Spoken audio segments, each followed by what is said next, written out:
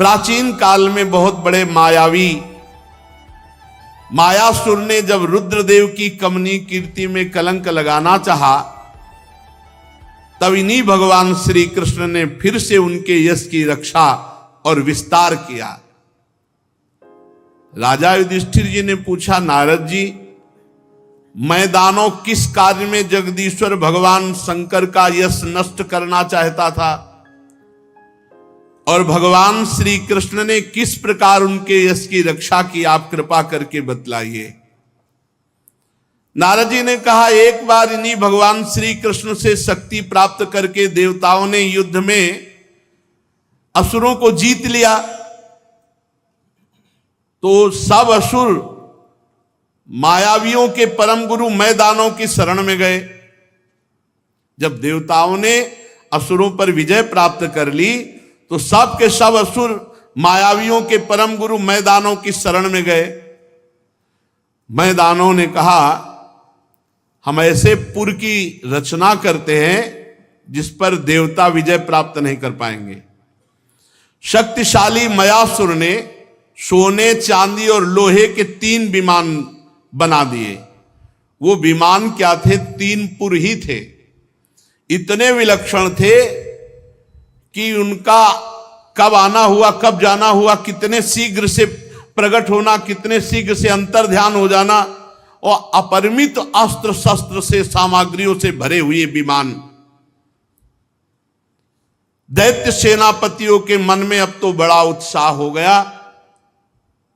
मायासुर ने जो 3 पुरों की रचना की, लोकपतियों के प्रति वैर भाव था ही, उनकी याद करके तीनों विमानों के द्वारा वे छिपे रहकर सब लोगों का संहार करने लगे।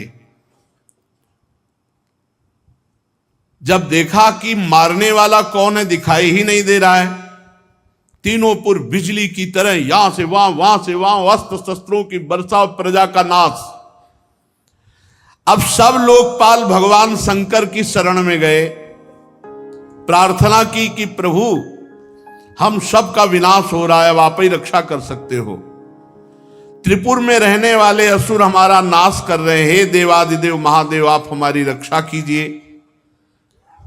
उनकी प्रार्थना सुनकर के भगवान शंकर ने कृपापूर्ण शब्दों में कहा, डरो मत, और अपने धनुष पर बाण चढ़ाकर तीनों पुरों पर छोड़ दिया। उनके बाण से सूर्यमंडल से निकलने वाली किरणों के समान बहुत से, एक बाण से करोड़ों, असंख्यों बाण प्रकट हो गए, और आग की लपटें निकल रही थी उन बाणों से। अब तीनों पुरों का दिखना बंद हो गया। विमानवासी जितने भी असुर थे सब निष्प्राण होकर पृथ्वी पर गिरने लगे।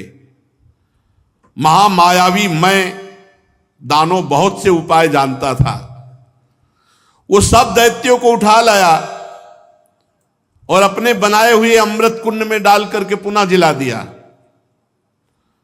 अब वो सिद्ध अमृत रस का स्पर्श होते असुरों में और तेज और बल बढ़ गया, और सबके शरीर वज्र के समान पुष्ट हो गए। भगवान श्री कृष्णचंद्र ने देखा कि महादेव जी का प्रयास तो निष्फल हो गया, और वो सब असुर विमानों पर चढ़कर और आतंक मचाने लगे। भगवान श्री विष्णु जी को प्रेरित किया, वो गौ बन गए और ब्रह्मा जी बछड़ा बन गए, और दोनों मध्याह्न के समय उन तीनों पुर में गए जहां अमृत के कुंड थे, जिनमें दैत्यों को जिलाया था। सारा का सारा अमृत पी गए। भगवान विष्णु गौ बने और ब्रह्मा जी बछड़ा बने, और जो त्रिपुर में अमृत कुंड था उसको जाकर के पी गए। यद्यपि दैत्य लोग रखवाली में थे, पर भगवान विष्णु की दृष्टि पड़ते ही सब बेसुध हो गए। जब उपाय जानने वालों में श्रेष्ठ मायासुर को बात मालूम हुई,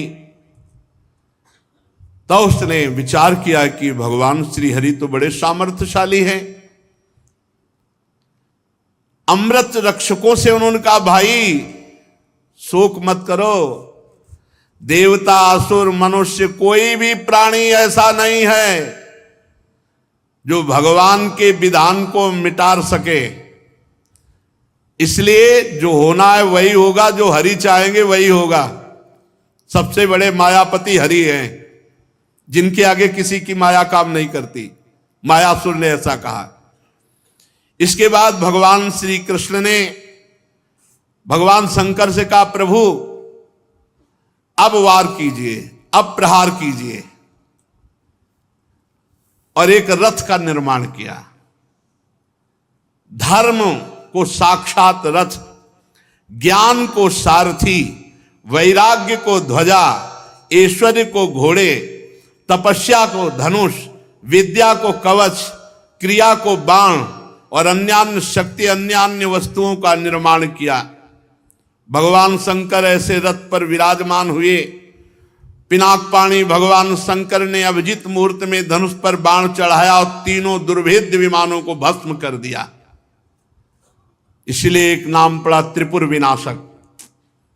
उसी समय स्वर्ग में दुंदुबिया बजने लगी। देवता ऋषि लोग देवादिदेव महादेव जी के ऊपर पुष्पों की वर्षा करने लगे। युधिष्ठिर इस प्रकार तीनों पुरों को भस्म करके भगवान शंकर ने त्रिपुरारि की पदवी प्राप्त की। ब्रह्मादिकों ने भगवान शंकर की स्तुति की और अपने धाम को चले गए। ये जो तुम्हें जगत गुरु भगवान श्री कृष्ण और जगत गुरु देवाधिदेव महादेव जी की त्रिपुर विनाशक लीला सुनाई,